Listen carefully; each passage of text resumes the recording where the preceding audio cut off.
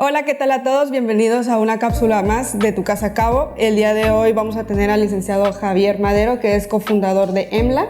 Es experto en fideicomisos, en la apertura y cancelaciones de fideicomisos. Mi nombre es Estefanía Hernández y antes de entrar un poquito más en el tema de los fideicomisos, me gustaría que nos compartieras un poquito de tu experiencia legal. Gracias, Estefanía.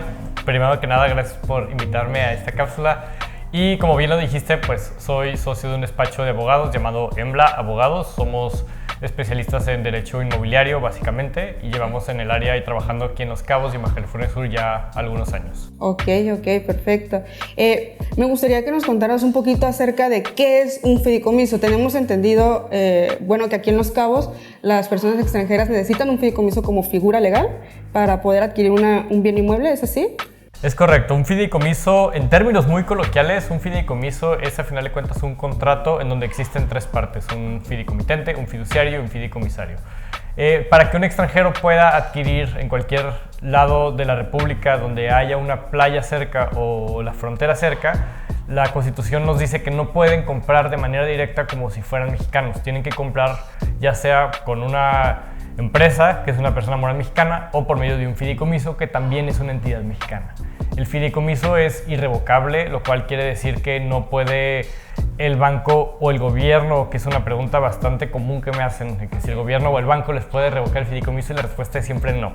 O sea, es un fideicomiso irrevocable que tiene una vigencia de 50 años y es renovable al final del día. ¿Y este fideicomiso únicamente lo pueden usar los extranjeros? O sea, ¿es exclusivo para extranjeros? ¿O si yo como mexicana pudiera aperturar un fideicomiso, se puede? Son fideicomisos traslativos de dominio que como traen un permiso que es expedido por la Secretaría de Relaciones Exteriores para que puedan los extranjeros adquirir, para constituir un fideicomiso sí es necesario que haya extranjeros involucrados como fideicomisarios o beneficiarios, del fideicomiso. Sin embargo, si un extranjero está vendiendo un inmueble y un comprador y el comprador es mexicano, el comprador sí puede adquirir los derechos fideicomisarios de ese inmueble directamente del extranjero. Más no lo puede crear, pero sí puede adquirir de un fideicomiso ya existente. Ok.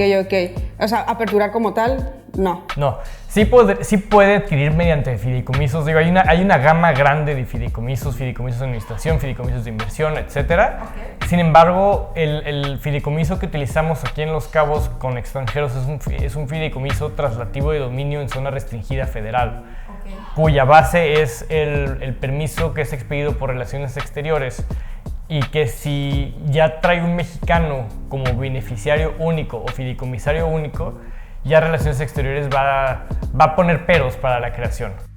Ok. Y dices que tiene una duración de 50 años, ¿verdad? Es correcto. Y aproximadamente, ¿cuáles son los costos de cierre? Un cierre, más o menos para entrar en contexto, acá lo manejamos muy bien, pero para quienes no, es el proceso que tenemos en cuanto tenemos un depósito por un bien inmueble hasta que firmamos ante un notario público.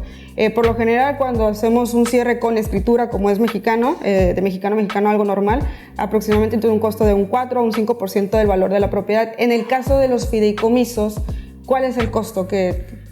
Es muy similar, se eleva un poco, pero es similar al final del día. Como bien acabas de decir, el costo de escrituración en los inmuebles, al menos en Baja California Sur, oscila entre el 4 y el 7% del valor de la operación. Y cuando hay un fideicomiso involucrado, hay que agregar obviamente los costos del banco fiduciario que va a ostentar la propiedad del fideicomiso, que oscila más o menos entre $1,700 más los costos que te cobre el fiduciario, que son otros $1,000. Entonces, a partir de los costos normales de escrituración, hay que agregarle aproximadamente otros $2,000. Otros $2,000. Ok. Y pasando estos 50 años son los que nos comentas, ¿qué pasa? Después de ahí hay que renovar, ya se cancela, se tiene que aperturar algo nuevo, se tiene que pasar a otra persona. ¿Qué es lo que sucede? Es muy común que la gente se confunda y crea que ya va a perder su propiedad, sí, pero no lo es. No es de esa forma. Al final del día, y como te comentaba hace unos minutos, hay un permiso de Relaciones Exteriores que es expedido para la creación del fideicomiso, y ese permiso es el que tiene la vigencia de 50 años. No es tanto de que el fideicomiso tenga la vigencia de 50 años, sino más bien es el permiso. Entonces, una vez de que se vence ese permiso, lo único que hay que hacer es renovarlo o sacar uno nuevo, vaya. Ok. Y en cuanto a ahorita de la vigencia y todo, si nosotros queremos dejar a una persona como heredero, ¿es posible hacerlo con un fideicomiso? Sí, no es tanto la figura de un heredero, más bien es un fideicomisario sustituto. Fideicomisario y beneficiario, coloquialmente podemos decir que es lo mismo, pero en todo caso el beneficiario principal es el dueño del inmueble, por así decirlo, y su fideicomisario sustituto va a ser su heredero, por así decirlo. Entonces, al final del día, el fideicomiso es una escritura pública elevada ante notaría pública, vaya, inscrita en registro público. Ya funciona de cierta forma como un testamento, digo de cierta forma porque hay un sinfín de peculiaridades que los distinguen uno y al otro. Sin embargo, ya está establecido en una escritura pública que en caso del fallecimiento del beneficiario principal, el beneficiario sustituto o el fideicomisario sustituto. Ok, y en cuanto a la herencia y el beneficiario, tengo entendido que ser beneficiario dentro de un fideicomiso es mucho más efectivo que herencia, o sea, como que más rápido. Sí, definitivamente, porque al final de cuentas ya hay un fideicomiso y hay instrucciones precisas de a quién darle el bien fideicomitido o el bien que está dentro del fideicomiso a favor del beneficiario sustituto o el fideicomisario sustituto. En cambio, cuando hay una herencia o hay un testamento, al final de cuentas se tiene que llevar un proceso. Que también es cierto que se tiene que llevar un proceso ante el fiduciario para poder obtener los derechos fideicomisarios del inmueble. Sin embargo, estamos hablando de 2 o 3 meses versus cuando hay un testamento, si bien nos tardamos 6 meses y eso siendo muy positivos. Sí. Si no hay testamento, nos podemos tardar años. Y en cambio, si ya hay un fideicomiso y ya está establecido quién es el fideicomisario sustituto o el beneficiario, pues tan sencillo como llevar a cabo el proceso ante el fiduciario, que insisto, tarda 4 o 5 semanas. Es mucho más cuadrado. Sí, exactamente. Ok, y en cuanto a, tengo clientes que tienen sus empresas en Estados Unidos y quieren comprar aquí en Los Cabos, ¿qué pasa con ellos? ¿Pueden hacerlo? Sí, claro. El fideicomisario o el beneficiario principal de un fideicomiso puede ser una empresa extranjera, siempre y cuando se cumplan con ciertos requisitos que la ley mexicana va a solicitar para formalizar documentos extranjeros. En el caso de todos los países que forman parte del Tratado de la Haya, como lo es Estados Unidos o como muchos otros países, Canadá es un punto aparte, pero está a punto de ser parte del Tratado de la Haya. Sin embargo, en el caso de Estados Unidos y los países que sí forman parte del tratado, lo único que tienen que hacer es apostillar sus documentos corporativos y traerlos a México para que puedan ser parte del fideicomiso mexicano, que puedan quedar como los fideicomisarios en primer lugar. También existe la posibilidad de dejar a estas entidades extranjeras como beneficiarios sustitutos. Vaya, al final de cuentas la figura del fideicomiso no es exclusiva de México. Existen fideicomisos en Estados Unidos llamados trusts o en Canadá o en otras partes del mundo que se pueden designar también como beneficiarios sustitutos. Y en cuanto a esto, es cuando ya hay un fideicomiso existente en Estados Unidos y quisieras, o sea, ¿se puede hacer fideicomiso mexicano y fideicomiso de Estados Unidos e unirlo?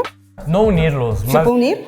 No exactamente unirlos. Lo que vas a hacer es tomar al fideicomiso, digamos, un caso muy normal es que toman el fideicomiso en Estados Unidos o el US Trust y lo designan como fideicomisario en primer lugar o fideicomisario en segundo lugar, o coloquialmente hablando, beneficiario en primer lugar o beneficiario en segundo lugar.